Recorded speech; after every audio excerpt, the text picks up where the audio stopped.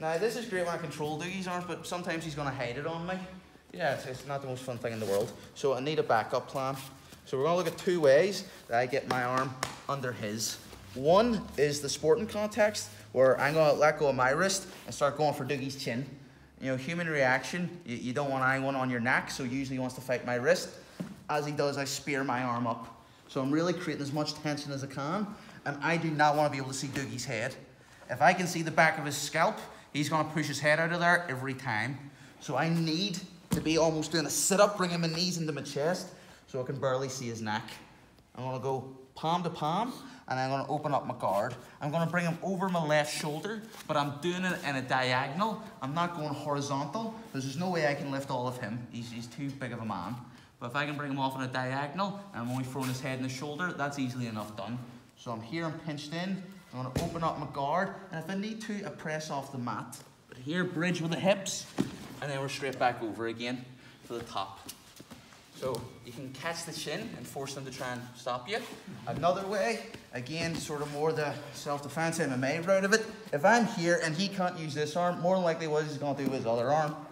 Yeah, exactly. He's going to start punching me and stuff. So as he is, he's working for my ribs, he's working for my head. I want to spear in and catch that. So again, we'll open up the guard. And if you need to, you can put this in for a hook. You do whatever you need to do to make this sweep work. But remember, we're always looking where we're going.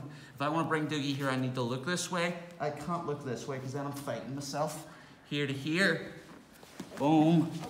Nice and easy. We'll get our 100% sweep. So you really, really want to isolate their shoulder and their head. You want to zombie them, because if they're like this, they're strong, but when you're like this, not so much. So you just want to give that one a wee shot? Yeah, absolutely. So,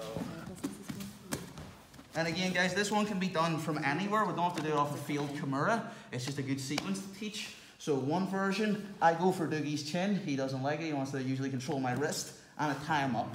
Or at any point, if that hand's just coming into action, doing stuff where I don't want it to do, and I see a little bit of space. So I'm locking up, and again, I'm not out wide with my elbows. Everything's pinched in. Another little trick you can do, if you take a rear naked grip, you tighten it up even further. I'm looking over my shoulder, open up my guard, big bridge, then we're on top. I love it a lot. So, Thank you. yeah, give that a wee try.